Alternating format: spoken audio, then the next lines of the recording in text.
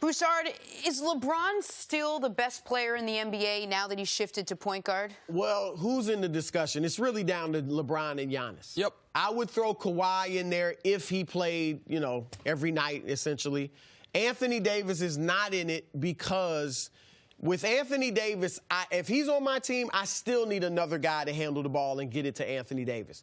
Whereas Giannis can bring the ball up the court and play point guard, essentially. Yep. LeBron obviously can do it. Kawhi. So that's the difference between an AD and these guys. And then James Harden, defensively, he just doesn't get it done. And I just think he needs to change his style up a little bit to win at a higher level. So you're talking about LeBron and Giannis for the best player in the world title. Kawhi can get in there in the playoffs. Like, if he dominates the playoffs like he did last year and they win it, then he's in the discussion. But for now, with him sitting out every fourth game, no. Now, LeBron and Giannis, I give LeBron the edge. I didn't think I'd say it. I thought his days of being the best player in the world were over. But I give him a slight edge over Giannis, and here's why.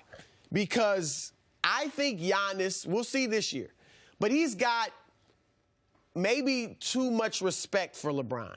Like, when they played last year, it was only one game. And Milwaukee won, but LeBron had 31 and 10 boards, 7 assists. I'm sorry, 10 assists, 7 rebounds. Giannis had 16 points, 15 rebounds, but only 16 points, and only took like 14 shots. It was his lowest scoring game of the entire second half of the season. And when I watched it, I saw a guy that almost was deferring to somebody he'd looked up to. Now, maybe it's just in my mind, but that's what I saw, deferring to a guy he'd looked up to maybe most of his life. So I think LeBron still has that edge. And if you look at the playoffs last year, we've never seen LeBron, since that Dallas series, really struggle in the playoffs. Giannis only averaged 22 points a game against Toronto in that conference final. And Kawhi outplayed him and took him out of his game. Giannis shot like 44%, which is unheard of for him. Yep. So with those blemishes on his record, I've got to give the edge to LeBron right now. So you're 100% correct that it's a two-person race. And I know there are some folks that think some of the Kawhi Leonard shade that they think comes from me is because he threatens LeBron. Kawhi Leonard is not. There's one person in the league right now that threatens LeBron's place atop the mountain. It's Giannis. And Giannis one of my 5 favorite players ever, and my 2nd favorite player in the league right now. And if you would have sat right here and made the argument, Giannis is the best player in basketball, I would have disagreed, but it's a strong argument. Because what Giannis does on both ends of the court, his team has the same record. He doesn't have an Anthony Davis alongside of him. He has a good coach. He has a good supporting cast, but it's not like Hall of Fame coach, Hall of Famers all around him. So I understand the argument for Giannis. The reason I think it still goes to LeBron is not just the playoff part, which is a part of it, which is right now Giannis he has to prove to you that he has learned from that failure in those final 4 games against Toronto, where you wall off the rim, say, find another way to beat me, which is what Toronto did. And he's added the 3 a little bit, but still. And I think he will prove that. I think Milwaukee's going to coast to the NBA Finals. I think we are on a collision course between these two guys where they will get to play it out. But the strongest argument LeBron has is not even a statistical one. It is be honest with yourself right now. If you had a great team, awesome players around, and you could add any one player in basketball to it, who would you add? It's LeBron. If I already had a great team? You already had a great team, and you can add any one player in basketball, you would add LeBron. I'm not sure. Not that LeBron wouldn't be the best option individually, but I might add a Kevin Durant. Okay, I know Kevin Durant. Well, he has a blown Achilles, so it doesn't. Okay, I might add a Kawhi. Because I think they fit in. If I add LeBron, all of a sudden it becomes based around LeBron. Okay, well, but between LeBron and Giannis, hold on. Let me. If you have a terrible team and you can add any one player in basketball, it's LeBron. If you need a guy who is going to be able to play 37-plus minutes a night, 80 games, and you can add any player in basketball, Giannis and LeBron are the answer. If you say we're already in the playoffs, and we're going to have to go through 4 rounds of wars, you can add any player in basketball, the answer is LeBron. He's the answer to all the questions. If we need a small ball 5 to try to match a team that's just going to go pace and space, LeBron might be your first choice. If you need a point guard for a new team that's going to play 2 centers, we just found out LeBron is your first choice. And by the way, he's the greatest forward to ever play. So the answer to all these questions for the last 14 years, last year notwithstanding, has been LeBron. It is somewhat remarkable it still is that. And I think Giannis is going to be the answer for the next decade. I think Giannis and Luka are going to battle this thing out. And the only reason Luka wasn't included for you is I would assume he hasn't done it long enough and doesn't do it enough on the defensive end. Never seen Luka in a playoff war, because his numbers this year are off the charts, right? Like that's, I think, look, I've fought against it. But I think at 20 years old, the question has been, is he the best 20-year-old we've ever seen? I go with Magic Johnson because of what he did in the finals that year, rookie year. But I think you have to put Luka over LeBron as a 20-year-old. As a 20-year-old? Just because of the way he's leading Dallas in a tough Western Conference to what, the 4th seed right now? Right now they're the 3rd seed, actually. So and the numbers obviously are a little better. A debate for another day. But the one other thing for the Lakers, the only player on that team other than LeBron that has a track record of winning is Danny Green. The only Rondo.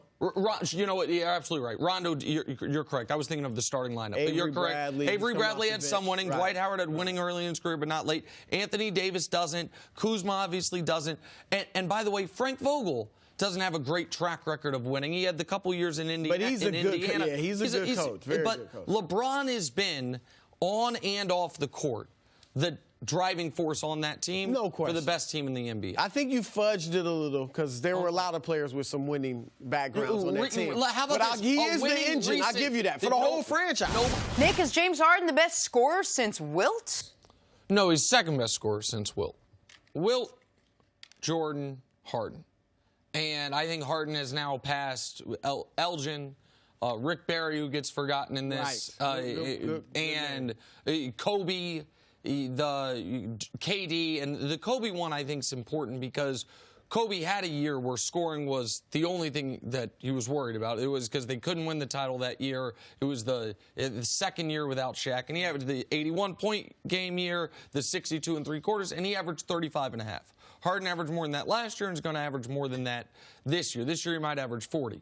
But I think Harden's done something maybe more notable than become the best scorer since Wilt. I think James Harden this year has right now, and it's a list he doesn't want to be at the top of, but I think he's now at the top of it. I believe James Harden is the best player in NBA history to not have a ring. Wow. I think he has, he's surpassed Iverson. He's surpassed CP3, obviously, Patrick Ewing, Elgin, who I love, and I think Elgin is one of the most underrated guys ever. And he's even surpassed our mutual friend Charles Barkley and Karl Malone. I think James Harden is the best player in the history of the NBA without a title. He would like to instead become just the 14th best or 17th best player with the title. I'm sure at some point that's where he wishes to be, but that's what I think. And I know you and I can parse on the scoring thing. I knew you'd probably be taken aback by the best player without a ring. I'm still But I don't, I mean, he's led the league in assists. He's led the league in scoring. He's won the MVP. He's finished second 3 separate times. Tough to find a better resume of the guys without a ring than the one James Harden has. He's a phenomenal player. There's no doubt about it. I actually voted for him to win another MVP award the first year Steph Curry won it. I would argue maybe Barkley over Harden. Barkley, arguably inch for inch. That's not a term many people use, but inch for inch. The greatest player we've ever seen. I mean, 6'4", really, as a power forward, was a terrific rebounder. Got his team to the finals. Harden hadn't even done that. I mean, he's been in the finals, but it wasn't his coming off the bench with Durant and Westbrook. So Barkley at least got a team to the finals and gave Michael Jordan, a lot of trouble in that series. I might also put Malone over him. Obviously, Malone's, third all-time scoring? Second all-time scoring, and he has 2 MVPs to Harden's 1. Right. Malone's longevity and durability. We'd never seen a player as durable as Malone until LeBron. To me, Barkley and Malone are the 2 best players without a ring, and Elgin gets forgotten. He's third. But I think Harden over the last couple of years surpassed him. And here's the thing about taking a team to the finals. Would Barkley have taken a team to the finals if Jordan and the Bulls were in his conference? The answer is no. Look, Harden took his team to what was the de facto NBA Finals, the Western Conference Finals, against KD and Steph and the Warriors, and they were up 3-2 until the second-best player got hurt. They were up 15 in Game 7 of that. Does that make sense? Like, that, to me, that was the NBA Finals. But Barkley did have, I don't remember if they played at this point, but Olajuwon, David Robinson, those guys were in the West. Karl Malone and John Stockton. It was brutal. The West was tough. But to your point, looking at circumstances, I think there are other players you could put in Mike D'Antoni's system that Harden's green light is unbelievable. If you put Steph Curry in that system, he couldn't hold you up. Don't think...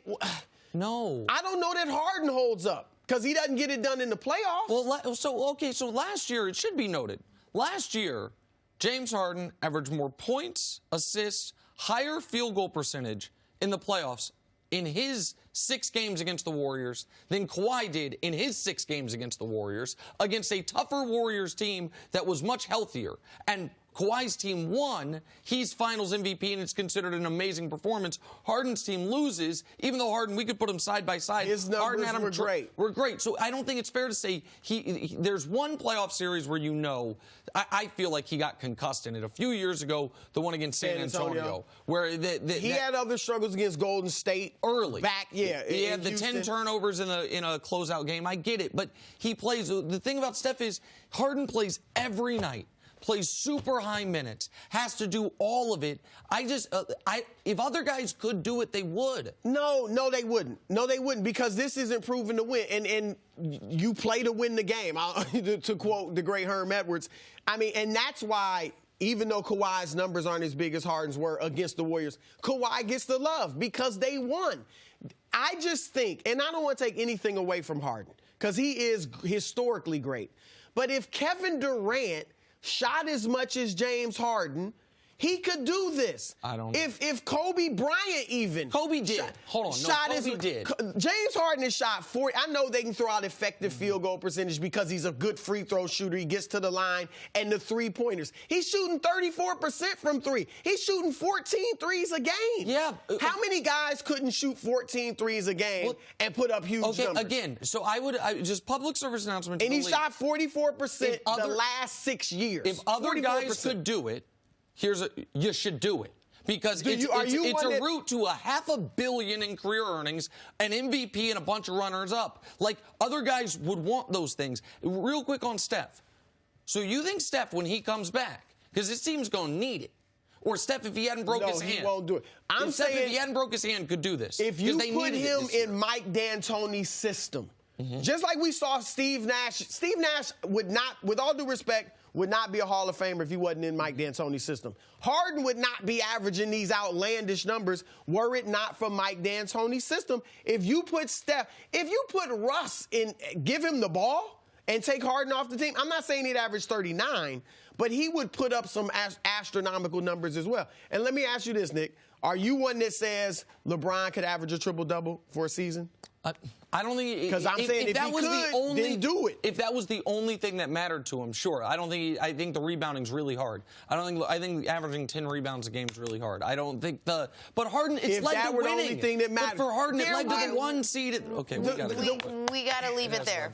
Thanks for watching. Subscribe here to get the latest from the show. Also, be sure to check out more of the best clips from First Things First, or go watch a few segments from our other shows on FS1.